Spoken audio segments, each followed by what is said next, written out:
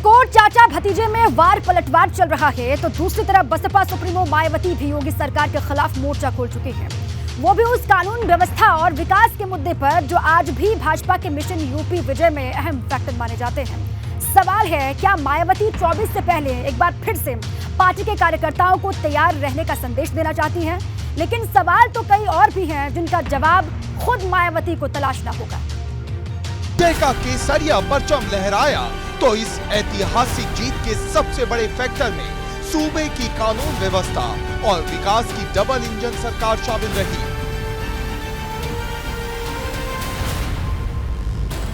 लेकिन जिस बहुजन समाज पार्टी की सुप्रीमो मायावती के नेतृत्व में हाथी चुनावी जंग में हाफते हाफते महज एक सीट तक सिमट गया, अब वो फिर से गर्जना भरने को तैयार है।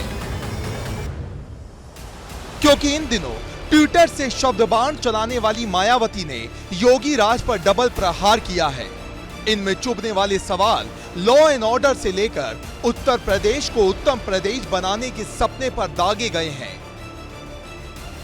बांदा जिले में यमुना नदी पर वर्षों से पुल के अधूरे पड़े रहने के कारण नाव दुर्घटना में अनेकों लोगों की मौत, हापुड़ में पेशी पर आए आरोपी की दिन दहाड़े हत्या और अब हमीरपुर में गैंगरेप की दर्दनाक घटना साबित करती है यूपी में जंगल राज है और विकास का ढिंडोरा छलावा मात्र।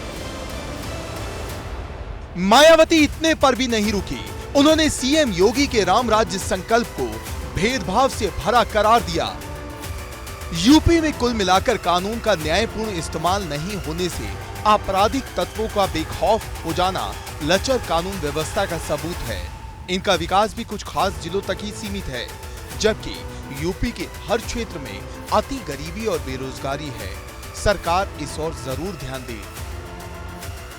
अब मायावती के इन्हीं सवालों पर बसपा के नेता भाजपा को खुला चैलेंज कर रहे हैं। अगर बात करें तो उन्होंने विकास और बेरोजगारी को लेकर भी प्रश्न खड़े किए हैं, खासतौर से उत्तर प्रदेश के अंदर कहा है किस तरीके से अति गरीबी बढ़ती जा रही है। देखिए, हम तो इस बात को लगातार कह रहे हैं कि जब हम सांसद होने के नाते जब जिले की हम विकास और निगरानी समिति की बैठक में रिव्यू करते हैं तो कहीं कोई इतनी सारी स्कीम है केंद्र सरकार की, लेकिन किसी स्कीम में पैसे का एलोकेशन ही नहीं है।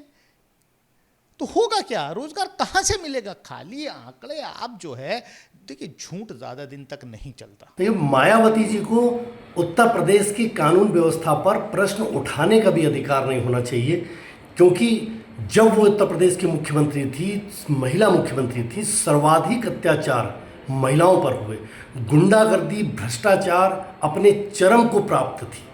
आज योगी आदित्यनाथ जी महाराज का ये कानून व्यवस्था संवैधानिक व्यवस्था के अंतर्गत चल रही है।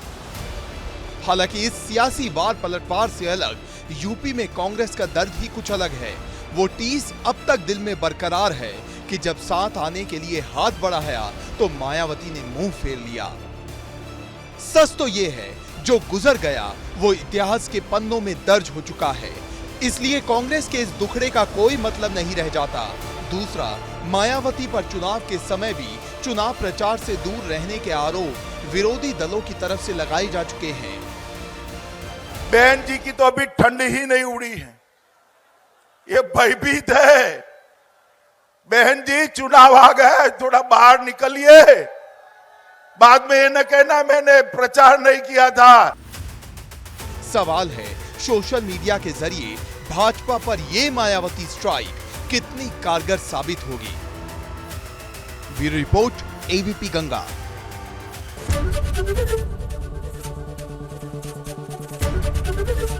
एबीपी गंगा, खबर आपकी, जुबान आपकी।